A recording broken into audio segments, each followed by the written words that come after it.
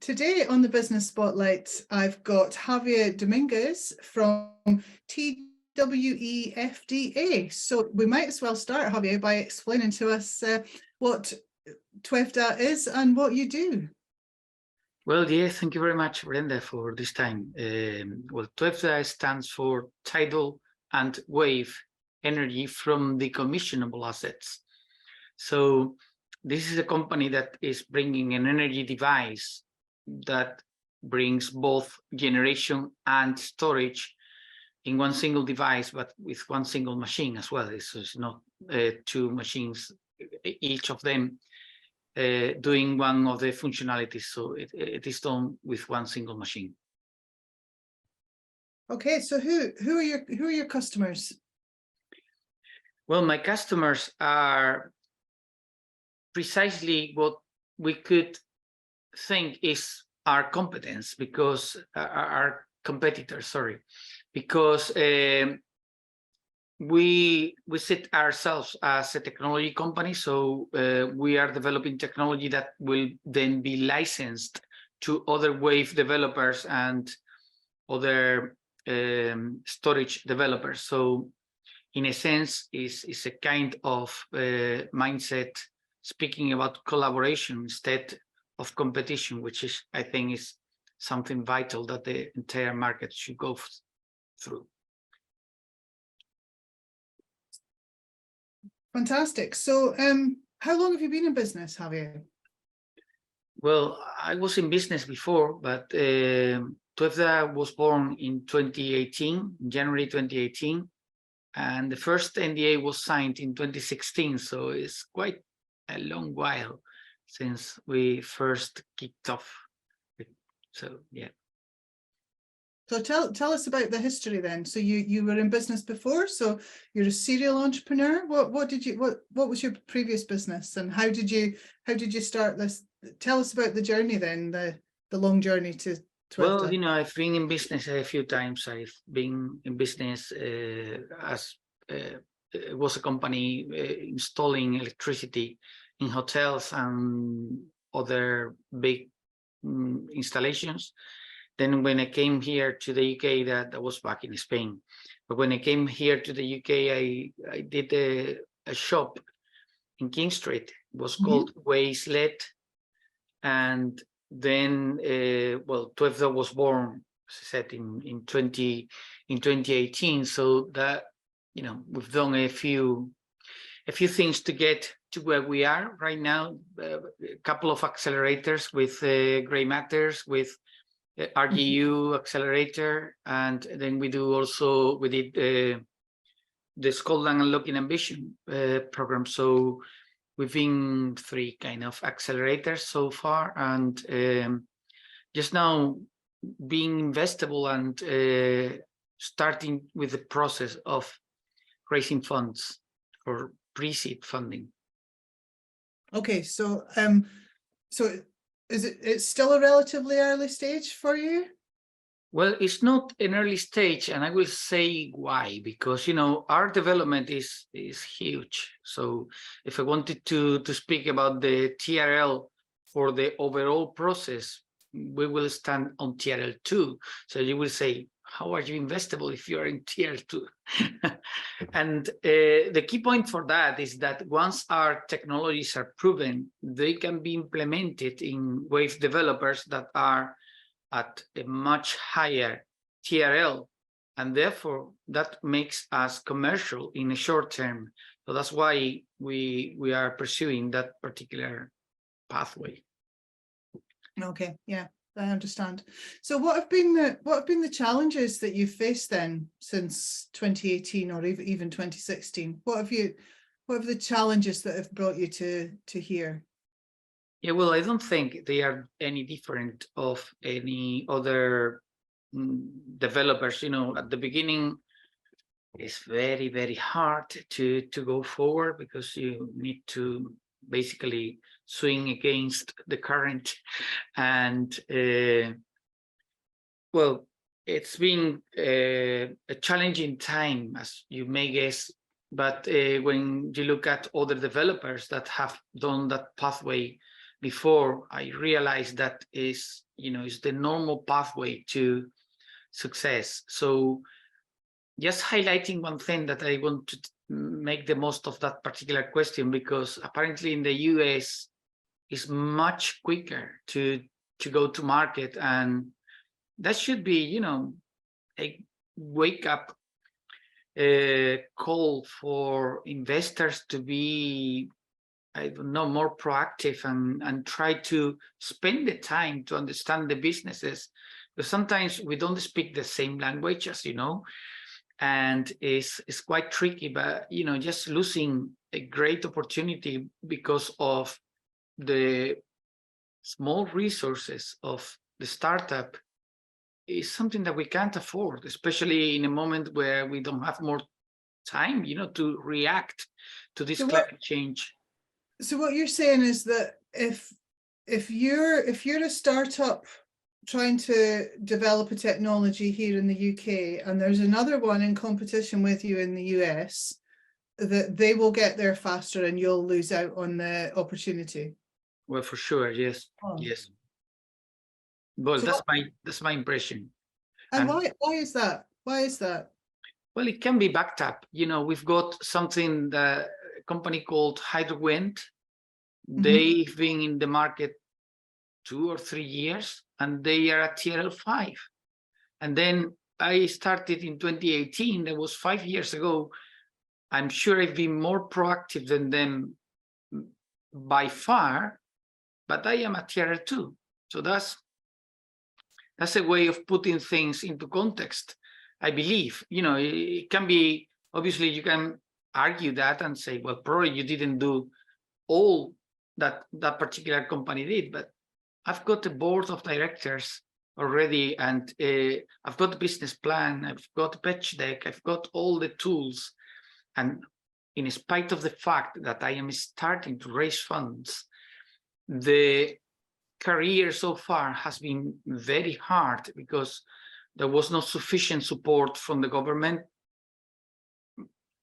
I'm very thankful about everything that has been given, and probably in other countries we are way behind this particular process. So I thank a lot what has been done, but it's probably not too much, especially considering that we are in a very challenging time. That's my impression. Yeah, no, it's definitely a challenge. So yeah, support from governments, funding is a challenge. What about people? What about talent? That there's a lot of talk at the moment about the shortage of talent in Aberdeen and in the UK. So have you found that to be an issue as well? Well, no, I don't. I actually don't find that as an issue. What I think is something for the industry to understand. Probably I need to understand that. But we are all unique. You are not more than me, and I am not more than you. We are all unique in ourselves. It's just understanding that you can't control everything that I do, and I can't control everything that you do. So it's a communication problem, probably more than a lack of talent. I believe that people are extremely powerful, and when I say people, I mean people. There is no constraint whatsoever unless you've got a big disability, and it has to be a mental, obviously, a mental disability that does not allow you to perform on an acceptable basis. Let's try to be very careful with the words, but the thing is that we all have talent. We all have many opportunities and many skills that can be implemented in the company. It's more the company leaders that are not good leaders.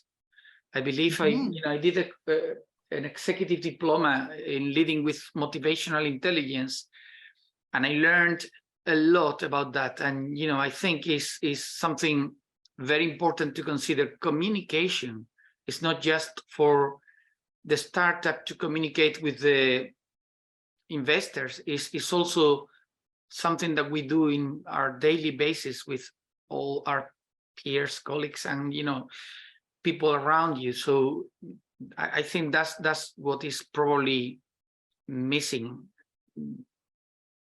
I think. So the people are there and they have the capability if it can be drawn out of them by the right leadership. Is that what you're saying?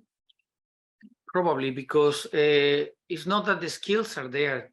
Probably they are not there, but they can't be there because every company, again, is unique. It has its own culture.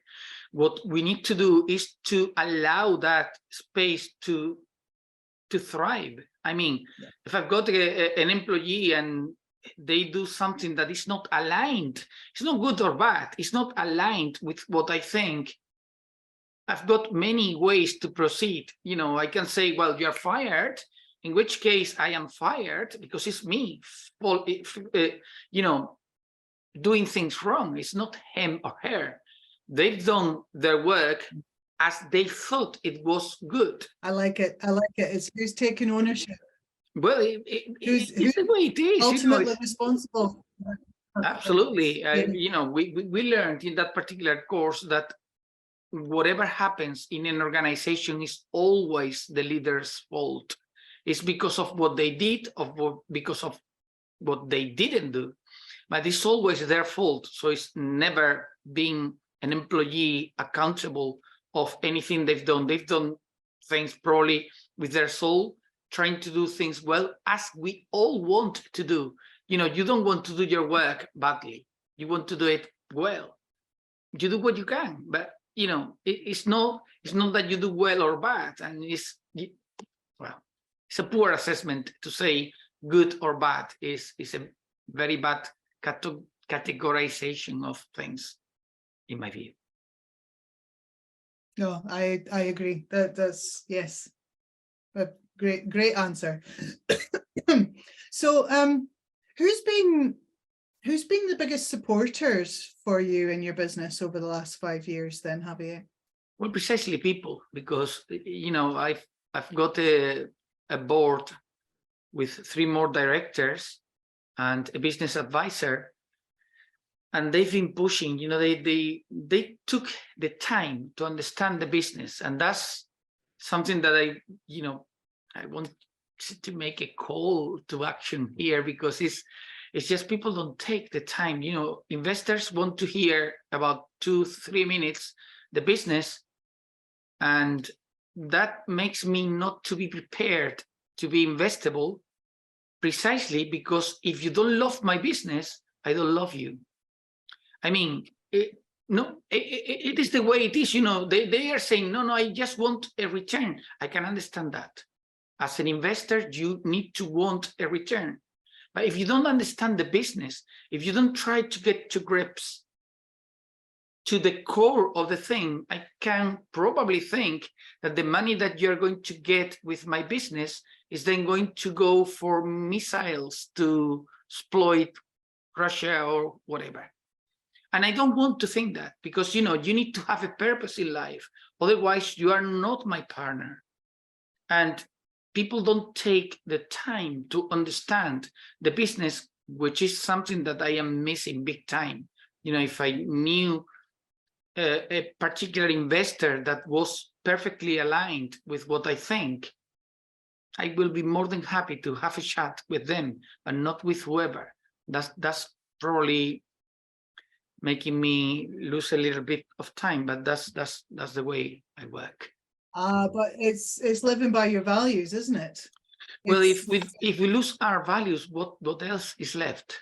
I think what is creating the world that we are perceiving today is precisely not to have a well-aligned values. So it is a nonsense that a company like a charity, like a community center or something, that are looking after the people, they struggle to survive. And then an oil and gas company who is literally, sorry about this, but they are destroying the world by taking actions that are clearly not in the past. In the past is all right, We probably didn't have all the information, probably. But today we know that what they are doing is not good, and they go for it, and it's something that should change, because it is taking us nowhere. There is a categorization of people, planet, and profit, and planet should go first by far, then people, and as a result of dealing with those two very well, we get a profit. But it's completely the opposite that is happening today. Profit is the first P, and then is profit, and the third one is profit. We don't care about the planet, and we don't care about the people. And what we are pursuing, is the planet is for our children, is for other generations to come, and it's not just for them. We also have spiders and flies and many other, ecosystems in our nature, and we don't care about that. And we are part of a chain. We can't invent a way of living beyond nature. Nature has taken this very seriously through many years. So we don't have the power to reinvent nature. I'm sorry. No, it's great to hear you getting so passionate about something that you believe in. And I love to talk to people who have got a business that, because a business has got much more momentum and can make a bigger change than just an individual. So it's great. It's great to hear that coming from you, and the emotion that comes with it. Just going back to the more business side than the emotional side, although both are connected. What would you say to someone who's thinking of going into business at the moment? Well,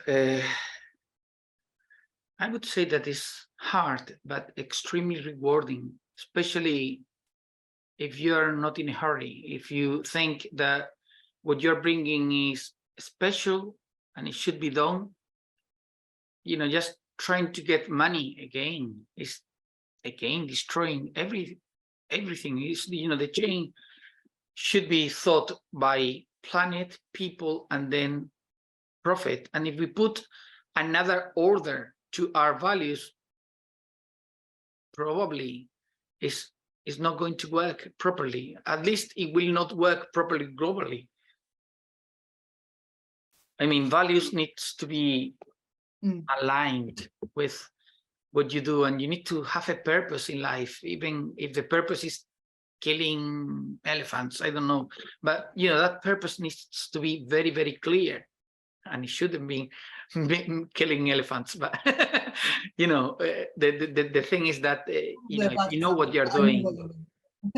What I would say is just that it's worth investigating how to collaborate.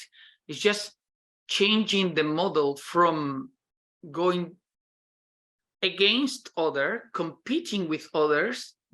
Not really. Why don't you look for a gap in that particular company that you can fill in, and be a company. I want to work with companies even more than with employees, because it's much easier to speak to them. I want this done, it will be done. I don't care if they are ill or they are not, or how they feel. They will accomplish the challenge by delivering it in time. So that's extremely interesting.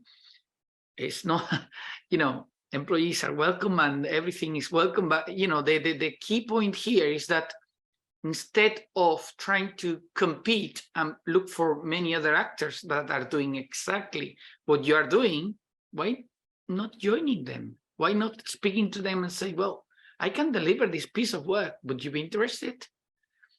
I think that model based in collaboration is much more powerful than one based in competition, for sure. I love that. But it's one of the values of Action Coach, where we talk about co-opetition, not competition, cooperation, co-opetition. Yeah, we're all many many are more powerful than one. So yeah, very much. Absolutely. If we all row in the same direction, that's true. What's the best advice you would give to an 18-year-old Javier if you could go back? Well, the best piece of advice would be compare yourself with yourself in a few years.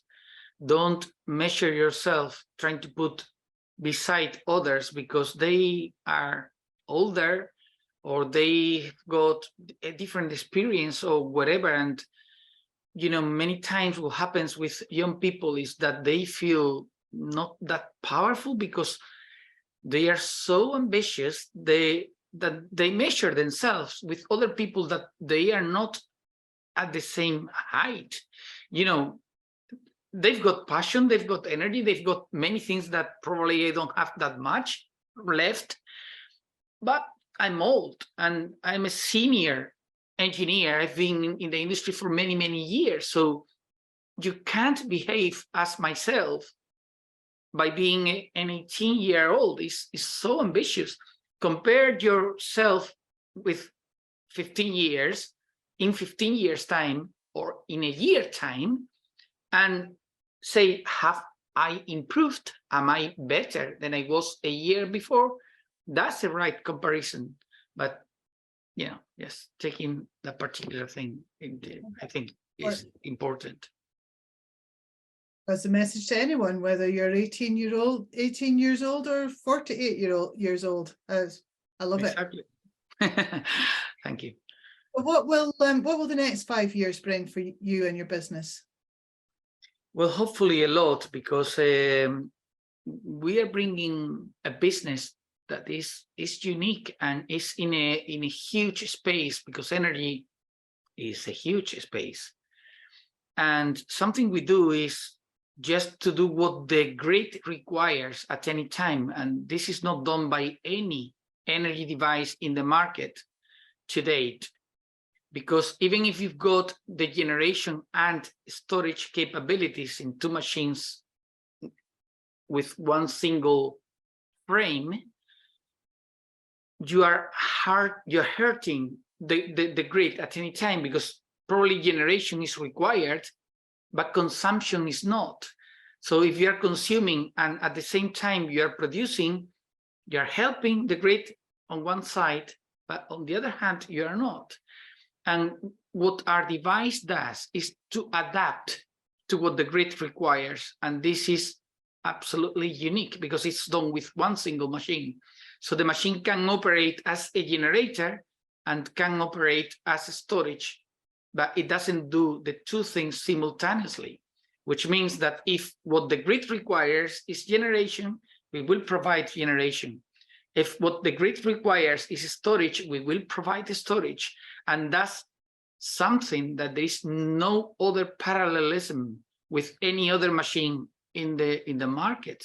So we are bringing a unique value proposition that is very interesting, not just for me, but probably for you, because we all pay for the efficiencies and inefficiencies of the grid. So when something is hurting the grid, is harming the grid, you pay for it. So it's also your business. Yeah. So there's some great opportunities for you. Yeah. There are, for sure, yes. Javier, I could listen to you talking all day. I'm sorry that we're running out of time, but thank you very much for being on the Business Spotlights. Well, thank you very much to you for inviting me. Thanks a lot.